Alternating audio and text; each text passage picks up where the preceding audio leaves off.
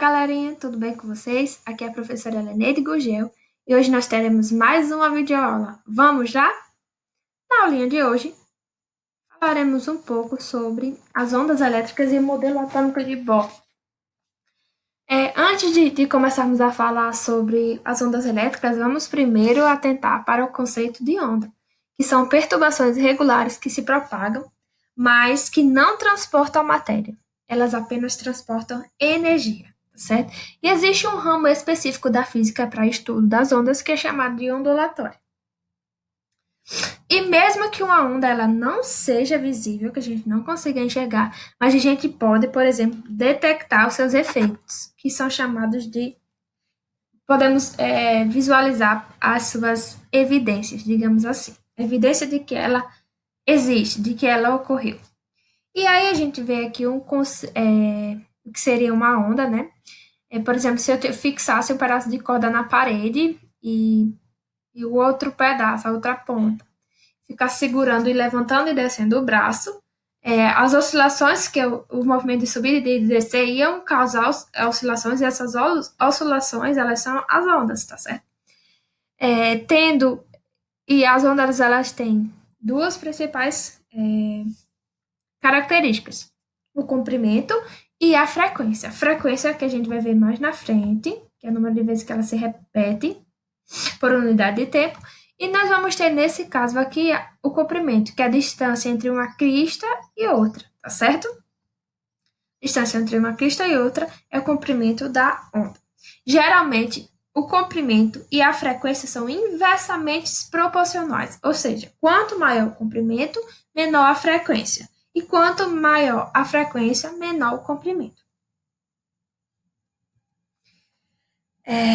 Como eu falei para vocês, frequência, né, é o número de oscilações que a onda ela apresenta por unidade de tempo, e ela geralmente é medida em hertz por segundo, tá certo? Aqui a gente tem alguns exemplos de frequência de ondas. Uma frequência, por exemplo, a 110 hertz, eu vou ter ondas desse comprimento, né, um comprimento maior. Quando eu vou aumentando a frequência, o comprimento da onda ela vai ficando menor, tá certo? Como eu falei para vocês, são inversamente proporcional, tá certo? E aqui nós temos, por exemplo, o comprimento de onda, a frequência de onda e o estilo de onda da voz, do piano, do violino. Cada aparelho que emite um som, tá certo?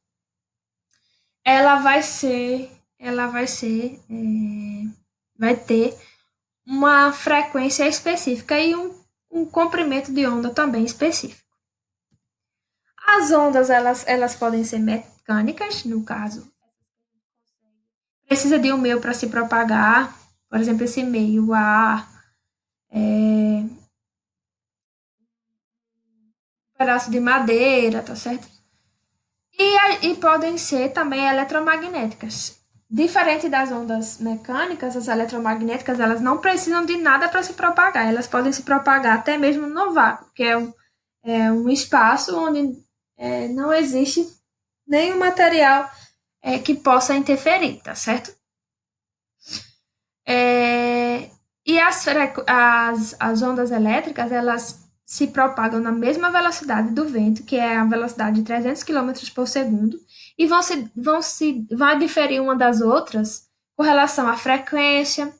Cada uma, como eu falei para vocês, tem um comprimento e uma frequência específica, o efeito que essas ondas elas podem causar nos seres vivos também, a utilidade, em que elas podem ser utilizadas, em micro-ondas, em rádio, em infravermelho, em raio-x, raio gama, tá certo? E também nos dispositivos necessários para detectá-las. Por exemplo, a gente vai começar falando sobre as ondas eletromagnéticas do rádio, né? O rádio ainda é um equipamento que é bastante utilizado, principalmente nas comunidades rurais, né? E a rádio AM, ela vai ter uma frequência de 535 a 1605 kHz por segundo, tá certo? E cada emissora ela vai ter vai estar num comprimento de onda específico dentro dessa faixa, de 535 a 1605 kHz. Esse tipo de rádio, ela sofre muita interferência, principalmente de radiações eletromagnéticas, como fios de alta tensão e de raios. Já a onda FM, a rádio FM, ela possui ondas com frequências de 88 a 108 MHz, ou seja, uma amplitude bem menor do que as ondas eletromagnéticas da rádio AM, e por isso ela vai ter também um alcance menor. Mas, em comparação às ondas de rádio AM, as ondas FM, elas sofrem pouca interferência de fatores externos como raios e fios de alta tensão. As ondas eletromagnéticas também estão, né, ligadas no funcionamento da TV. E a TV, além de transmitir imagem, também transmite som, e tudo isso é feito através da, da, das ondas eletromagnéticas. E cada canal ele vai ter uma faixa de ondas eletromagnéticas específicas. Por exemplo, o canal 7 da TV tem uma frequência de 174 a 180 MHz. Canal 12 vai ter uma frequência de 204 a 210 MHz. Esse canal ele vai poder ser visualizado quando o aparelho, né, detecta essa frequência aqui específica. E aí a gente vê também as ondas eletromagnéticas na telefonia celular, tá certo? A telefonia celular ela é dividida em áreas que a gente chama de células, certo?